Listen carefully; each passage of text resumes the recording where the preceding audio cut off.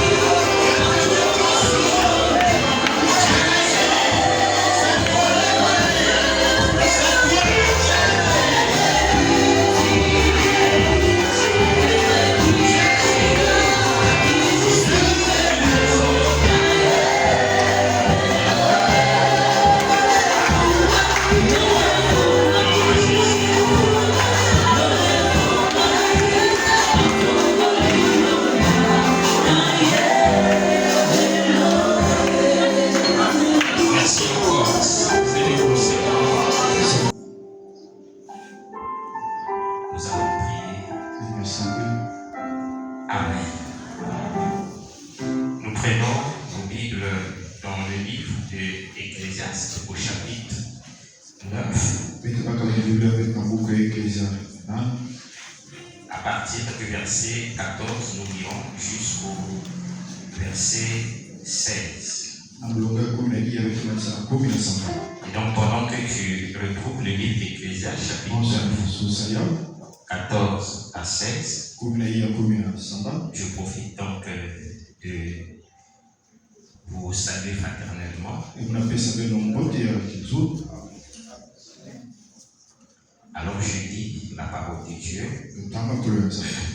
Il y avait une petite ville avec peu d'hommes dans son sein. Un roi puissant marcha sur elle, l'investit et éleva contre elle des grands forts. Il s'y trouvait un homme pauvre et sage qui sauva la ville par sa sagesse. Et personne ne s'est souvenu de cet homme pauvre. Et j'ai dit, la sagesse vaut mieux que la force. Cependant, la sagesse du pauvre est méprisée. Et ses paroles ne sont pas écoutées. Alléluia. Voilà donc le texte principal sur lequel nous allons appuyer la pensée que le Seigneur a pour toi et moi ce matin.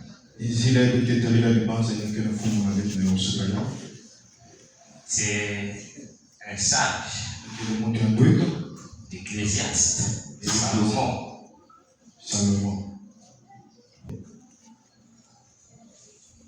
Il dit qu'il y avait une petite ville. Les ennemis ont décidé d'attaquer la ville. Et la ville a été prise. L'ennemi est entré dans cette ville. Il a élevé des grands forts. Il a mis des fortifications. Il a mis tout ce qu'il fallait pour assujettir, pour esclavagiser les gens de la ville.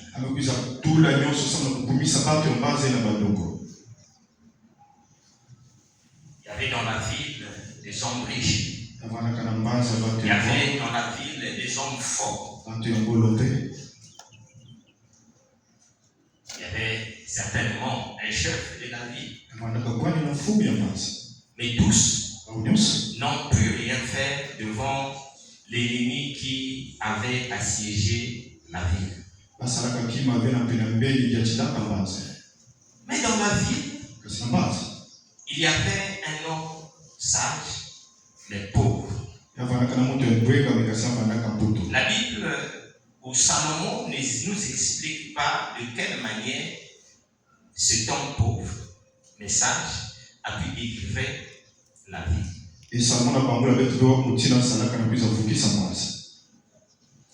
Mais la Bible tire juste la conclusion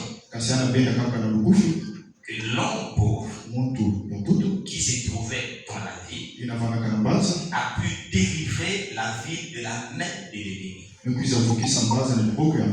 Ce qui fait mal, c'est que parce qu'il était pauvre, cet homme a été oublié. Cet homme a été méprisé. Pourtant, c'est dans sa pauvreté et sa sagesse qu'il a pu sauver la vie. Mais parce qu'il était pauvre, les gens n'ont plus tenu compte de sa sagesse. Les gens n'ont pas essayé de voir l'importance de ce qu'il avait réalisé. Quand j'ai lu cette histoire, ça fait mal. Et c'est souvent ce que nous vivons parfois dans la société. Si le temps nous le permet, on pourra descendre pour voir comment nous aussi, nous sommes semblables aux gens de cette vie. Vous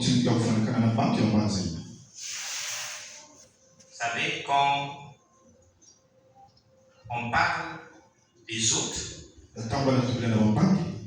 on est prompt, on est prêt à toujours voir le mal, toujours prêt à condamner, à juger. Et souvent, on ne fait pas attention à nous-mêmes. Les saints doivent savoir une chose. Quand je dis les saints, c'est toi. Quand tu as accepté Jésus-Christ dans ta vie comme Seigneur et Sauveur, tu es un saint. Saint, ce n'est pas quelqu'un qui est mort après, on fait une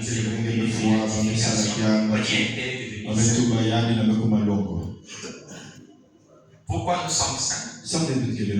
Parce que la parole nous a sanctifiés. Alors les saints doivent connaître que lorsque vous lisez la Bible,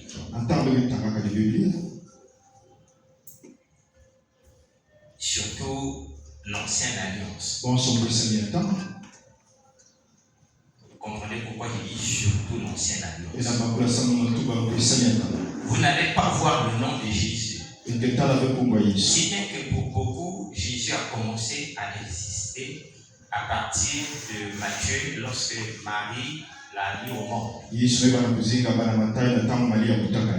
Mais lui-même Jésus, quand il était sur la terre, il a dit dans le rouleau, dans l'ancienne alliance, c'est de moi qu'on parle. Et un jour, il se retrouve avec les Juifs.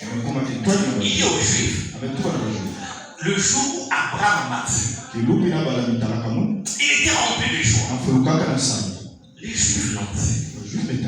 Oh, mais quand on te voit là, tu n'as même pas 50 ans. Et tu dis avoir vu le Père Abraham. On voit que tu es fou. Or, ils ignoraient que lorsque Dieu, accompagné des deux anges, avait visité Abraham, c'était Jésus-Christ. Donc, dans le rouleau, il est question de Jésus-Christ.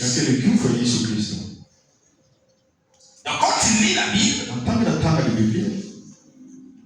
au-delà de ce que tu peux tirer des instructions pour ta vie, etc., demande-toi où est Jésus. Si on veut lire l'histoire d'Abraham, Jésus où? Jésus c'est qui ici? Tu lis l'histoire de Jacob, Jésus c'est qui ici? Tu lis l'histoire d'Isaac, Jésus c'est qui ici? Tu lis l'histoire de Moïse, Jésus c'est qui ici? Tous ces personnages étaient Jésus.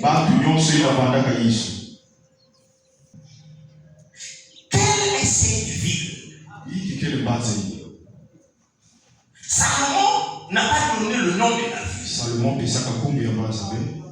Mais Salomon a reçu ces choses de Dieu. Et Dieu nous a mandaté pour expliquer ces choses. C'est pourquoi nous aussi nous allons dans le conseil de Dieu pour demander à Dieu, quand tu dis, tu as dit cela à Salomon, tu voulais dire quoi? Parce qu'on doit expliquer ce que tu as dit en cachette. Parce que dans l'Ancien Testament, Dieu vivait dans les ténèbres. Il se cachait. Il disait des choses, mais les gens ne comprenaient pas ces choses. Les gens disaient que pour croire comprendre ces choses. Mais c'est quand la lumière est venue, la vérité est venue par Jésus, on a compris que l'ancienne alliance ou la loi n'était pas l'exacte représentation des choses. Donc, ce que Dieu disait là-bas, il y a ce que Dieu voulait dire. Et Jésus est venu avec en vérité, pour nous expliquer ce que voulait dire ces choses. On doit donc chercher à connaître qui est cet ennemi qui a assiégé la vie. On doit surtout connaître qui est l'homme pauvre et sage qui a sauvé la vie, mais pourtant qui a été méprisé et abandonné par ceux qu'il a sauvés. Mais déjà, un saint a la fouille de matière. Il y a la fouille de matière. Ici, de qui on parle? La science nous explique que la terre que nous voyons là, ce n'est qu'une infime partie de l'univers. Ce n'est qu'une petite ville. Nous voyons la terre grande, mais petite par rapport au reste de l'univers. Et dans cette ville, qui est la terre, il y a eu des habitants. Il y a des habitants. Mais alors, quel est l'ennemi qui est venu rendre esclaves, dominer les habitants de la terre? C'est ça. Vous voyez? C'est ça. Et nous savons que cela a commencé depuis la Genèse. C'est là où il a commencé à dominer la terre. Et depuis Adam jusqu'à une certaine époque, même jusqu'à aujourd'hui, pour ceux qui ignorent cette vérité, l'homme fort est en train de dominer la petite ville.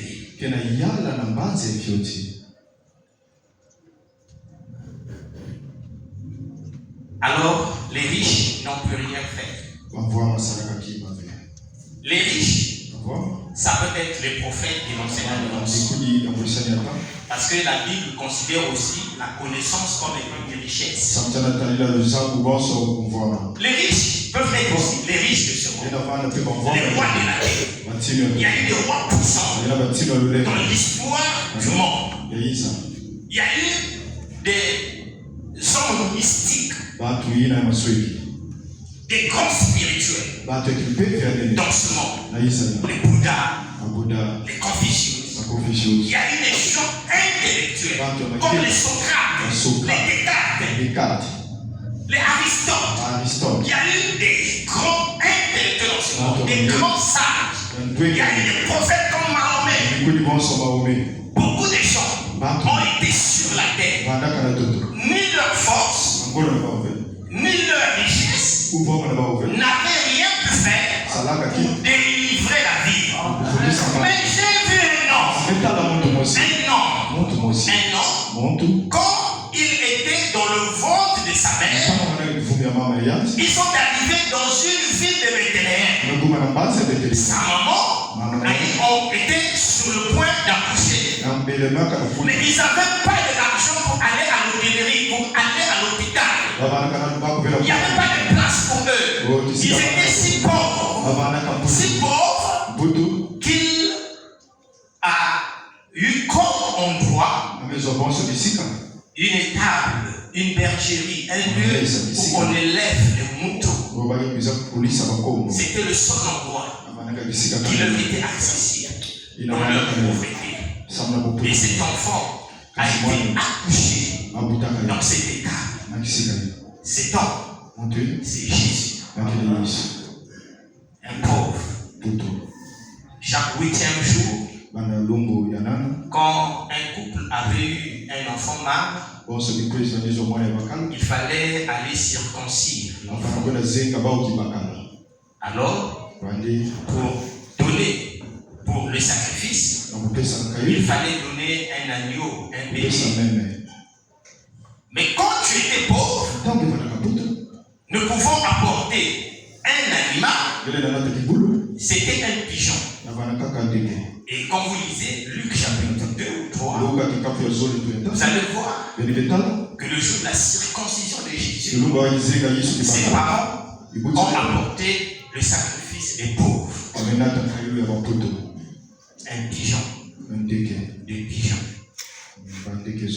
Il était pauvre. Il est né d'un charpentier. Il était pauvre. Le pauvre Jésus.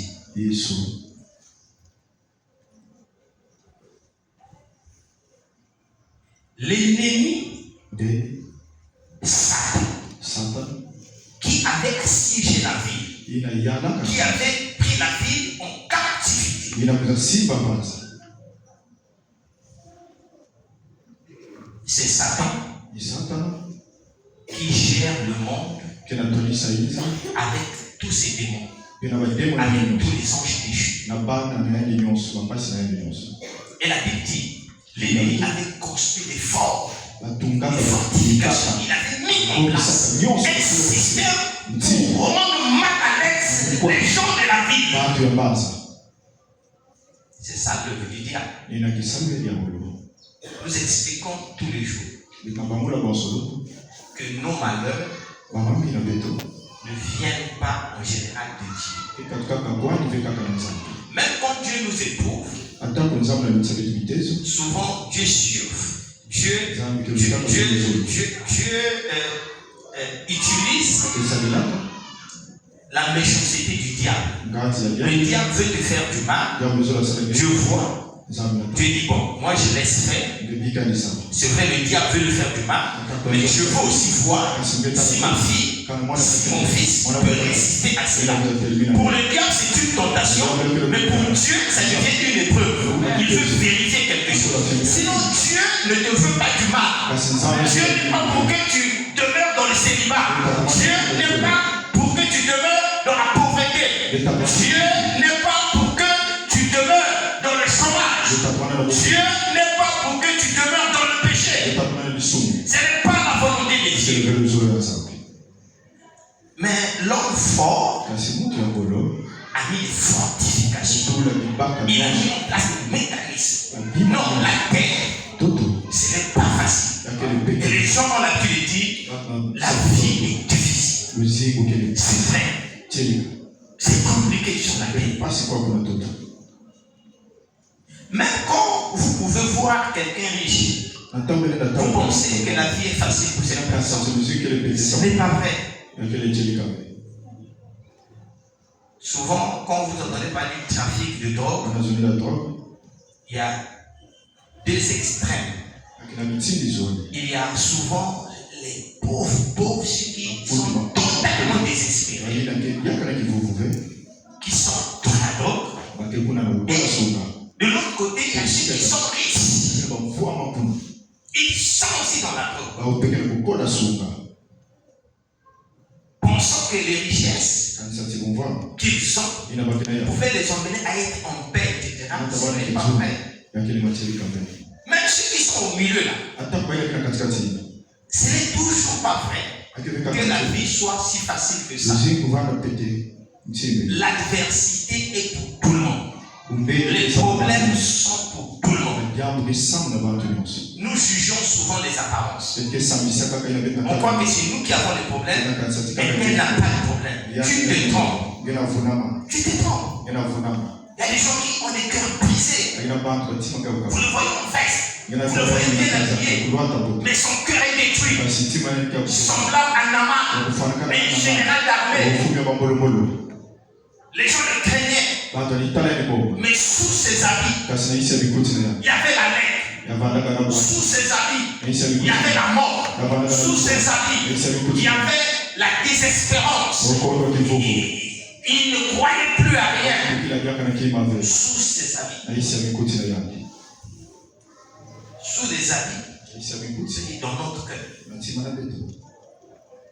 Des fois, alors que tu te maudis, toi, tu n'as même plus envie de vivre. Si Dieu pouvait t'ouvrir les yeux et lire le cœur, la vie intérieure de chacun, tu te consolerais, toi. J'ai dit tout cela pourquoi? Pour dire que l'homme fort a construit des forts, des grands forts. Et personne ne peut s'en sortir par lui-même. Alors l'homme fort, si vous lisez par exemple le livre de Matthieu chapitre 12 verset 28-29, nous n'allons pas lire. Matthieu 12 verset 28-29, Marc 3 26-27 répète la même chose. Jésus était en train de chasser les esprits mauvais et de guérir les malades, ceux qui étaient possédés par Satan et les démons. Après, les gens se sont mis à accuser Jésus. On dit, mais s'il le fait, s'il chasse les démons, c'est que c'est lui le chef des démons. C'est lui Belzéboul. Jésus a dit, vous tentez, est-ce que Satan peut chasser Satan?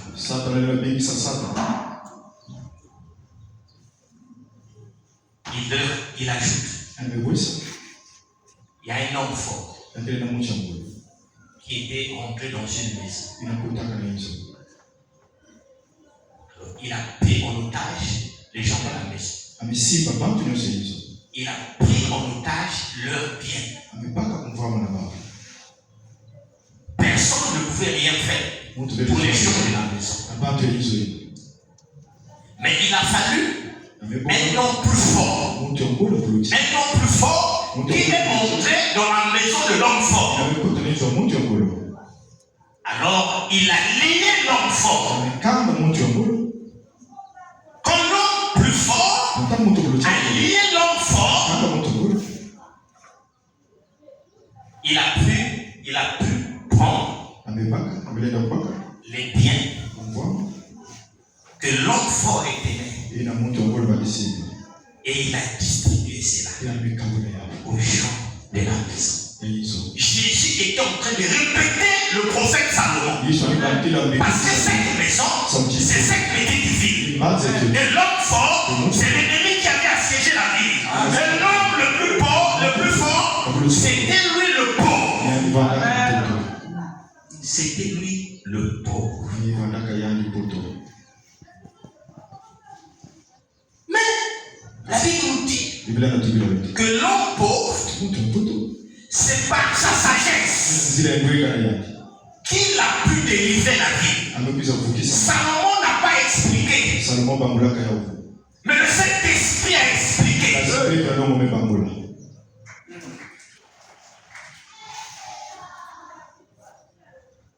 La Bible nous parle de Jésus. Un jour, il était en train de prêcher. Je suis dans Matthieu 13, 54. Et les gens ont dit, d'où lui vient cette sagesse et ces miracles? Il était rempli de sagesse. C'est un pauvre, le fils du charpentier, né dans une étable avec des moutons. Mais on sait aussi que même si Jésus est né au milieu des moutons, en réalité, c'était aussi prophétique.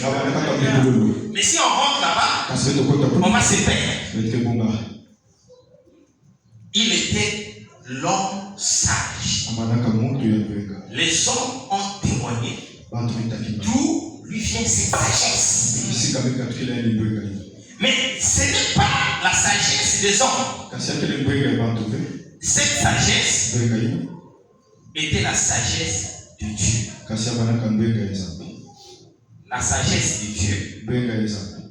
Dans 1 Corinthiens chapitre 2 verset 7, l'apôtre Paul dit, nous prêchons la sagesse de Dieu, mystérieuse et cachée, que Dieu, avant les siècles, avait destinée pour notre gloire.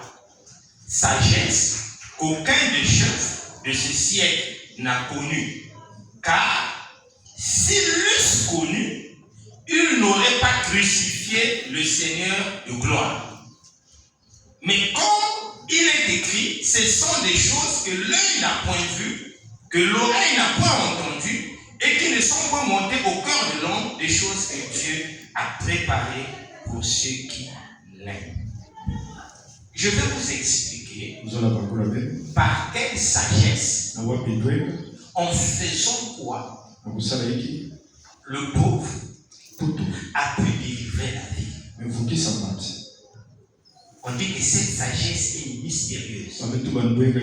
Cette sagesse est cachée. Cette sagesse est une folie. Quelle est cette sagesse? La sagesse, c'est que Dieu, le Créateur, est devenu un simple homme.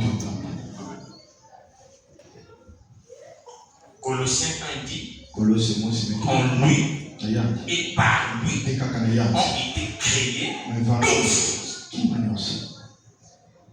La parole, la Bible dit aussi dans Jean 1, au commencement était la parole était avec Dieu et la parole était Dieu. La parole a créé toutes choses et elle s'est faite chair. Dieu, en restant Père, en restant esprit, ne pouvait pas sauver les hommes.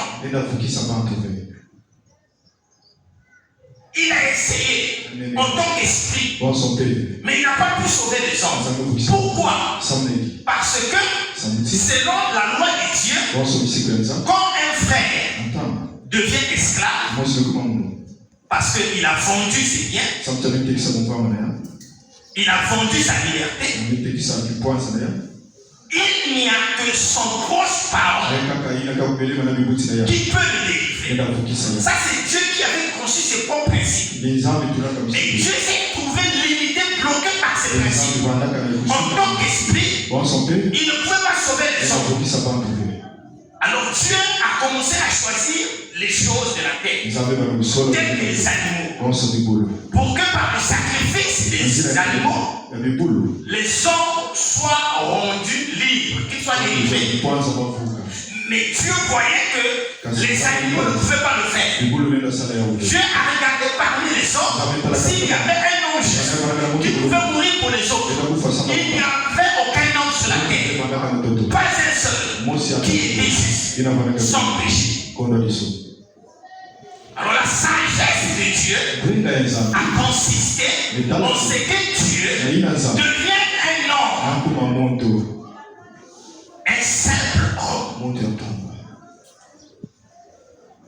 C'est de la folie pour les hommes. Les hommes disent, si votre Jésus est Dieu, mais c'est de la folie.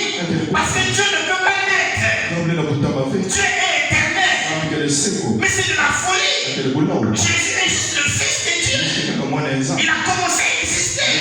Mais Dieu a une existence éternelle. C'est de la folie. Or, la sagesse de Dieu est une folie. Cette sagesse, folie pour les humains, c'est encore manifesté comment? Jésus, au milieu des hommes, était en train de chasser les démons. Chasser les démons. Guérir les malades. Pourtant, de cette manière, vous pouvez dire qu'il est en train de délivrer les hommes. Mais non. Ça ne suffisait pas. Parce que même dans l'ancien temps, les prophètes aussi chassaient les démons. Les prophètes aussi guérissaient les malades. Les prophètes ressuscitaient les morts. Mais regardez la sagesse de Dieu. Lui, Jésus, le Sauveur, au lieu de sauver les gens, il s'est laissé prendre. On est venu l'arrêter. Il a pourtant commencé à agir d'une bonne manière selon la sagesse des humains. On a voulu l'arrêter. Il a dit, qui êtes-vous venu chercher? Ils ont dit Jésus de Nazareth. Il a dit, je suis là. Ils sont tombés eux-mêmes. Ils se sont relevés. Il dit, qui cherchez-vous? Jésus de Nazareth. Il dit, je suis là. Ils sont tombés. Mais c'est comme ça qu'il faut délivrer les gens. Il faut être fort. Il faut taper les gens. Il faut frapper. Mais ça, c'était selon la sagesse de l'homme. Selon la sagesse de l'homme, Jésus devait délivrer les hommes comme un riche. Jésus devait délivrer les hommes comme un homme fort, comme un lion. C'est pourquoi quand il disait aux gens, qui êtes-vous venu chercher? Qui êtes-vous venu arrêter? Là, il parlait avec la voix du lion. Ce n'était pas la sagesse de Dieu. La sagesse de Dieu, Jésus devait devenir fait. C'est pourquoi il a dit, laissez les disciples. C'est moi que vous voulez arrêter. On a arrêté Jésus. Lui qui est venu pour sauver, on l'arrête encore. Lui qui est venu pour sauver, on l'humilie, on l'attaque, on le fait promener dans la ville. Il est humilié. Et puis, on choisit pour lui une mort la plus ignoble, une mort la plus honteuse de ses jours. C'était mourir pendu sur le bois. Toi qui es venu sauver les gens, mais à ce moment on te tue autrement. Mais comment tu veux qu'on te tue sur un bois, sur la croix? C'est mieux que les femmes se frappaient la poitrine. Mais comment celui-là qui nous faisait tant de bien peut-il mourir de cette mort? Il y a quelqu'un qui passait. Il a dit, médecin, toi qui soignais les malades, soigne-toi toi-même. C'était honteux. C'était mystérieux. Mais c'était la sagesse de Dieu. Et on s'est mis à le crucifier. On enlevait tous ses habits. Il est mort nu. Ne voyez pas les photos qu'on met en couvre la nuit. Il était nu. Parce qu'il fallait qu'il subisse la honte extrême. Mais dans cette façon de faire, c'était la sagesse de Dieu qui était en train de se manifester. C'est pourquoi, pendant qu'on était en train d'humilier Jésus, Jésus était en train de laver l'humiliation de quelqu'un. Pendant que Jésus était en train de souffrir, parce qu'il avait marre. Donc le Père était en lui. La sagesse ne s'accomplissait pas totalement. C'est pourquoi il a dit, Père, pourquoi m'abandonnes-tu? Pour que la divine Jésus Dieu se libère. Qu'il ne reste à la croix que Jésus homme. Et que ce Jésus homme accepte le poids de la souffrance, le poids de l'adversité, le poids de l'esclavage, le poids des douleurs. Et Jésus acceptait cela et criait des douleurs. Or, quand il criait des douleurs, c'était afin que les douleurs de ta maladie puissent disparaître. C'était pour que les douleurs de tes problèmes puissent s'en aller. La sagesse de Dieu était en train de se manifester à la croix. Le pauvre était en train de délivrer la vie. Au point où, dans 1 Corinthiens,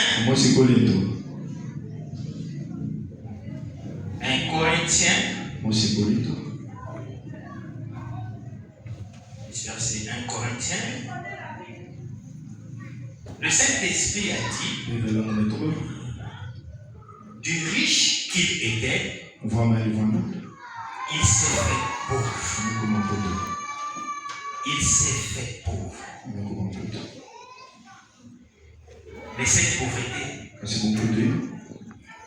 ce fait que physiquement Jésus paraissait pauvre, mais en réalité, la pauvreté là était une pauvreté spirituelle. C'est 2 Corinthiens 8, verset 9. La Bible dit, si vous connaissez la grâce de notre Seigneur Jésus-Christ, qui pour vous s'est fait pauvre, de riche qu'il était, afin que par sa pauvreté, vous fussiez enrichis. Il s'est fait pauvre. Pour que par sa pauvreté et sa sagesse, tu sois délivré. Tu dois réaliser que ce que tu vis comme problème a déjà eu une solution. Tu vas dire, mais s'il y a déjà la solution, pourquoi je suis dans ces situations? Quelqu'un peut avoir une maladie. Et puis il y a un vaccin, mais un traitement curatif qui est sorti. Tu peux ignorer l'existence de ces traitements curatifs. Pourtant, ça existe. Et toi, tu es toujours malade. Tu peux aussi être au courant. Mais tu n'as pas les moyens de l'acquérir. Tu vas demeurer malade. Tu peux aussi avoir les moyens, mais tu ne crois pas. La maladie, on dit que ça ne peut pas guérir. Même si on dit le poulet, on veut seulement de l'eau. Tu vas demeurer malade. Et quand tu possèdes le poulet, tu guéris. Et ces traitements curatifs de ton problème, de ta maladie, c'est l'œuvre de la croix. C'est l'œuvre de la croix. Il faut que tu crois. Par la croix, tu as été guéri.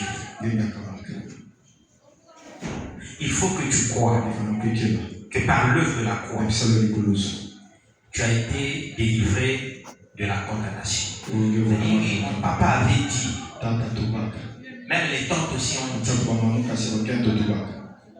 un tel avait dit. Je suis d'accord que les paroles des parents, les paroles de certaines personnes peuvent avoir des effets sur la vie de quelqu'un. On ne peut pas nier cela. Il y a des gens qui sont bloqués aujourd'hui. Il y a des gens qui sont condamnés à vivre une certaine vie à cause des paroles qui sont sorties, à cause de certaines alliances, à cause de certaines réalités spirituelles de leur famille. Il y en a d'autres à cause de leur vie passée. La bonne nouvelle que j'ai pour toi, c'est que la parole de Dieu dit, la parole de Dieu te dit, il n'y a plus de condamnation pour ceux qui sont en Jésus. Il n'y a plus de condamnation. Vous connaîtrez la vérité et la vérité vous affranchira. Cette vérité, Colossiens 2, à partir du verset 14, dit, il a effacé l'acte dont les ordonnances nous condamnaient et qui subsistait contre nous. Il l'a détruit en nous clouant à la croix. Donc à la croix, pendant qu'on est en train de voir Jésus seul, je ne parle pas des gens qui étaient autour de lui, c'est que la personne est seule. On est en train de le condamner. Or, les malédictions de la famille étaient avec lui. Dans le monde des esprits, tout ce qui est déclaré contre toi est dit. Or, à la croix, Jésus avait pris cela.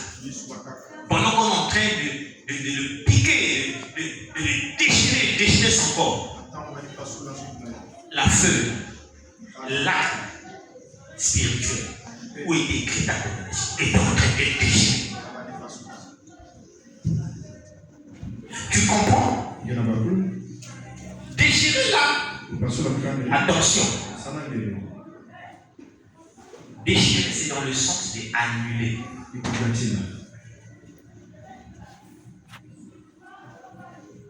Souvent, quand papa ne s'entend pas avec son enfant, certains papas, il prend l'acte de naissance. Il dit à partir d'aujourd'hui, tu n'es plus mon fils. Il y a parfois des couples mariés officiellement, ils ne s'entendent plus. Et puis la femme ou l'homme, et parfois même de commun accord, ils prennent l'acte de mariage. On dit à compter le jour. C'est fini entre eux. Ils ont déchiré. Papa peut déchirer ton acte de naissance. Tu demeures son enfant. Parce qu'on peut aller au niveau de l'état civil pour le duplicata. On prend le duplicata. Et la relation continue que tu le veux ou non. Et dans le monde spirituel, quand tu as un problème, tu vas voir un féticheur. Le féticheur peut régler ton problème. Apparemment, tu es bien, mais en réalité, le problème n'est pas fini. Parce que le sorcier peut aller prendre le duplicata. Les esprits mauvais peuvent aller prendre le duplicata. Or, un seul a délivré la ville. L'homme sage. C'est pourquoi la Bible dit qu'il a effacé. Il a annulé. Parce que l'annulation a un effet rétroactif. L'annulation, on considère comme si jamais on t'avait maudit. Et ça, c'est l'œuvre de la croix. Et ça, c'est l'œuvre, c'est la sagesse de Dieu. Tu dois croire en Jésus. Tu dois invoquer encore Jésus pour que l'œuvre de la croix puisse annuler, puisse produire les effets de l'annulation, de toutes les condamnations. Tu ne dois pas demeurer comme ça, parce qu'il est venu pour délivrer la vie. Alléluia. Est-ce que tu peux acclamer le Seigneur?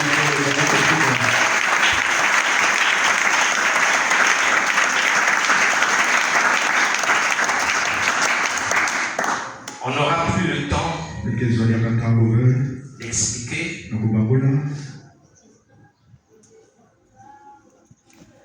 le pauvre qui est méprisé par rapport à l'orientation. À une autre occasion, nous pouvons revenir. Mais maintenant, tu vas prier.